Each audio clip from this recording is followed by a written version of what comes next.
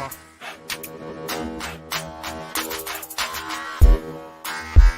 my stress.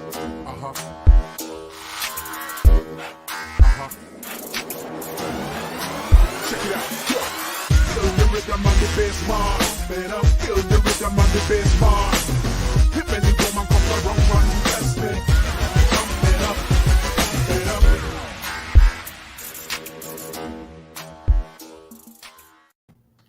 Hey, Empath, it's me, Adisa Raynes, and I'm here with two of my students, my future coaches, okay? We got Miss Latoya Rose here, right there, and then we have Antoine, better known as Dirt Johnson, and they are going to be discussing all the highlights and the nuggets and all the revelation knowledge that we received in yesterday's Divine Union class for healers and entrepreneurs, okay? So, yes, let's start. The first thing, what the hell is that? Oh, thank you. Okay. It stopped whatever it was. Anyway, what the fuck? Y'all see that how I say that and then it stops? That's some bullshit. Okay. Stop motherfucking playing with me. Okay. So anyway, look. Yesterday we were talking about, are we being snaky?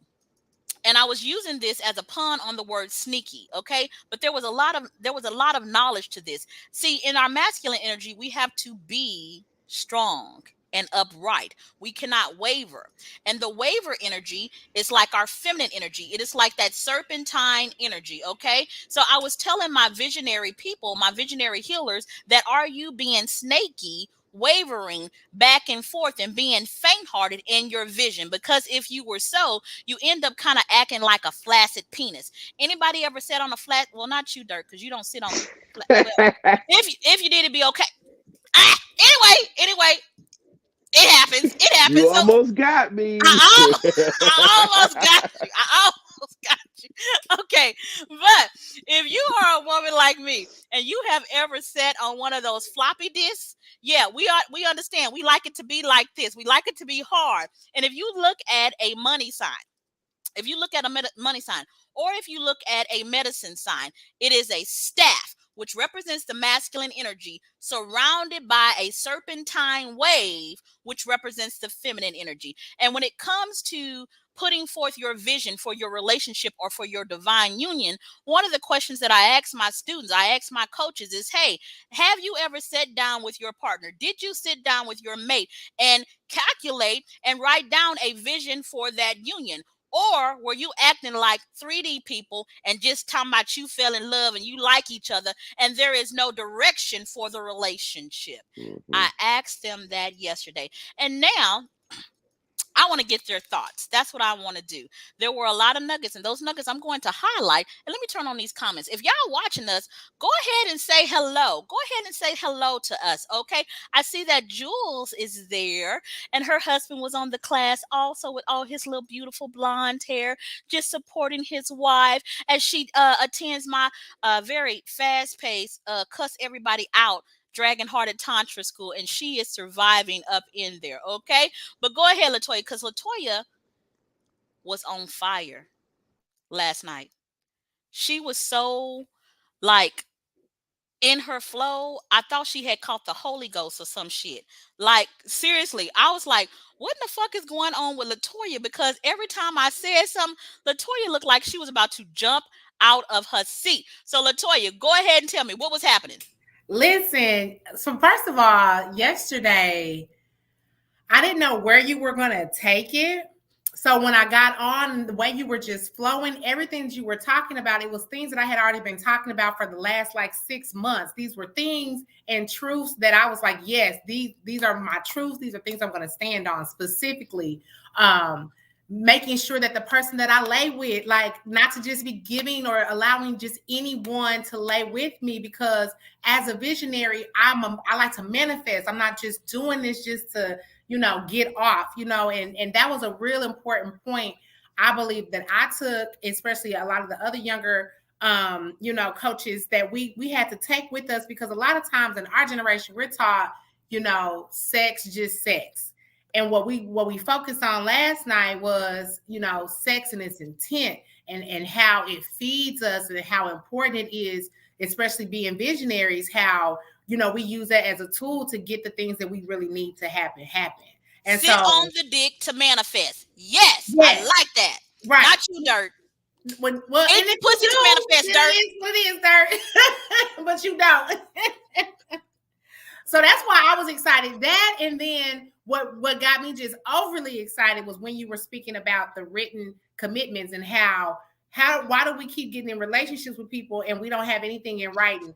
And I even again in the last 6 months I said, I have to have a prenup. Like there needs to be some written expectations, some terms and conditions. We need to have it in writing how we're going to work it out, and then when we can't work it out anymore, what does that look like as far as co-parenting or finances or whatever, separate housing. So I thought those two things were just like, for me, were so important, especially in the journey that I'm in, because as I'm opening this heart-centered business, a lot of these two things are important. What used to be very, very important in driving forces is also distractions whenever I would launch my heart-centered business. So I appreciated that this is a part of the process that we need to focus more on, instead of what people are saying to us, really what they want to stand firm on as it relates to helping us capture our visions.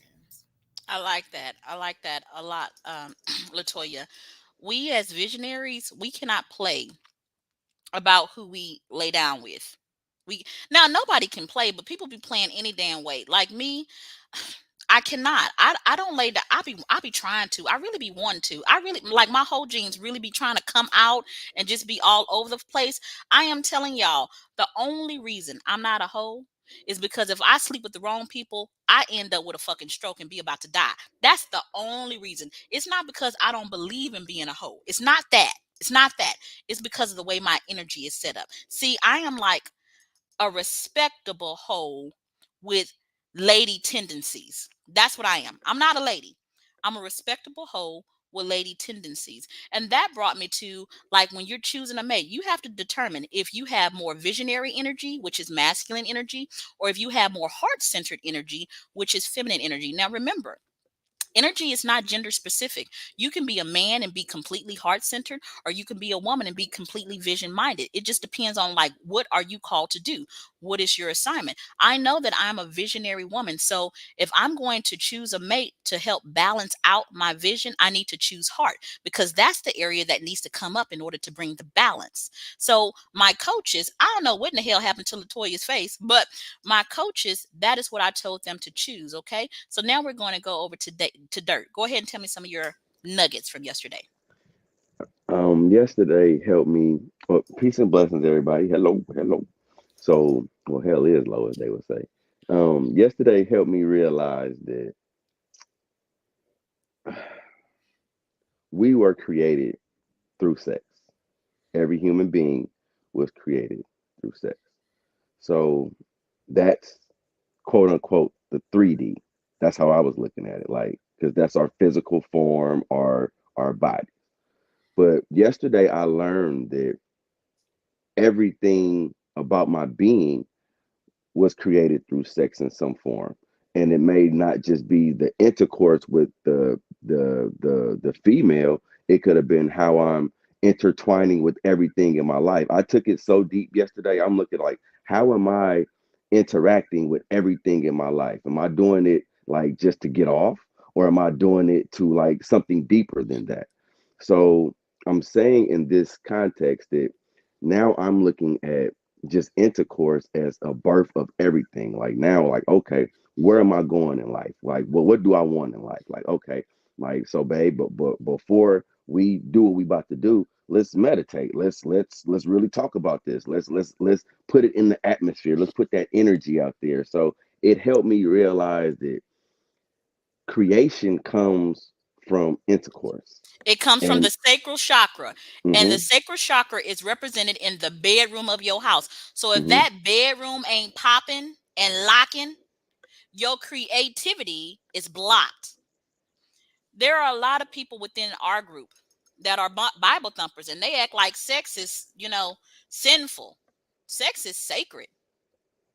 And if sex feels sinful to you, you ain't doing it right. mm-hmm. Sex should be mind blowing, nasty, dirty, filthy, and undefiled and completely pleasurable. That's how it should be. I and every coach in here has a vision. Dirt wants to help black men. He wants to help young black men. I support that. If he is going to carry the load and the crown of that vision, you better believe I want his bedroom popping and locking. You better believe it. You better believe it. Because I know what kind of woman I am. I understand what kind of women healers are. And when a man is sitting up here committing to uplift collective consciousness, go ahead and give him some goddamn head. Shit, that's how I believe. And then the same thing for me. The pleasure, the sacral chakra, is where everything is birthed. And too many of our empaths have blocked pleasure centers, mostly because of religion. I was one of them. Don't judge me. I have been one of them. And you probably have been too. But it's time to open your fucking heart, open your heart, and open your mind to something new and see what this day brings. I love the scripture. I don't really claim the set of Christianity. And when I don't claim the set of Christianity, people be so mad at me. The first thing they say is, so what you saying, you don't believe in God? I didn't say that, bitch. I said I don't claim Christianity. That's what I said. That's what I said. Like listen to what I said. And there's a reason why I don't. The reason why I don't is because I don't claim your narrative or how you see God. That ain't how I see God. Because the God that you claiming ain't nasty enough for me. It ain't nasty enough for me. So I can't claim that set. That's just the truth. Now the Bible, I roll with the Bible. And in order to really launch my business and launch my heart-centered vision, I had to renew the spirit of my mind and get out that programming that came from Christianity because it was blocking my sacral chakra. It was blocking it big time. Big time. Now, while we were on the show, we were talking about the graduation boot camp. We're having our graduation boot camp in Sedona, Arizona. I leased about, we're going to be at a 5-star resort, 4 heated swimming pools. And all of my coaches are going to have, I'm going to have coach houses. So there'll be a condo for the men and 3 condos for the women, that kind of thing. And all of my coaches are going to be there. And I told Dirt, because at some of my boot camps, I know my ladies, listen, visionaries tend to have very high sex drives. Y'all, it's a shame, but it's the truth. When you be creating a whole lot with your mind, you be trying to create a whole lot with some other parts too, okay? It just goes hand in hand, and I'm not going to feel guilty about that anymore. And y'all shouldn't feel guilty about it either.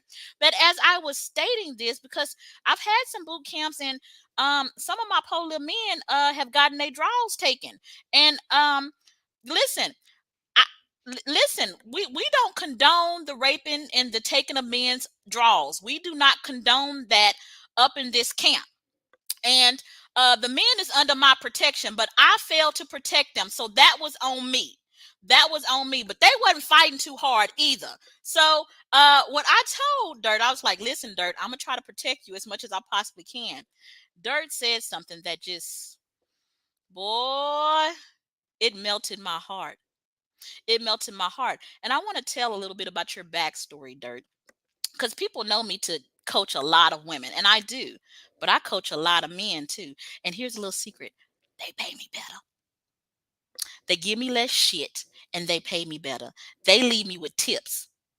Them damn women only leave me with fucking emotional issues that I gotta figure out and solve, be keeping me up in the middle of the night dealing with their fucking emotions. But I love y'all. Okay, anyway, let's get a little bit back to Dirt.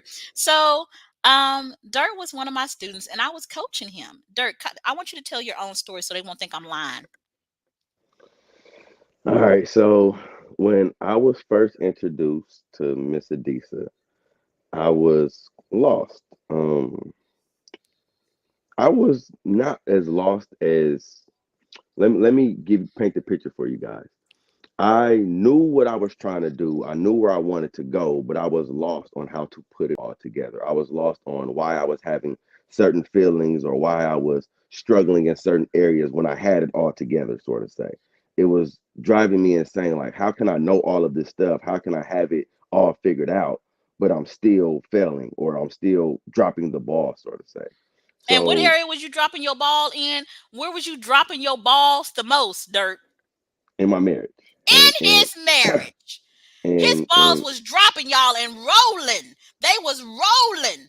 Go ahead, all Dirt. over the place. I Oh, was all oh, over the place. swinging and banging. That's what So that was happening. Yeah.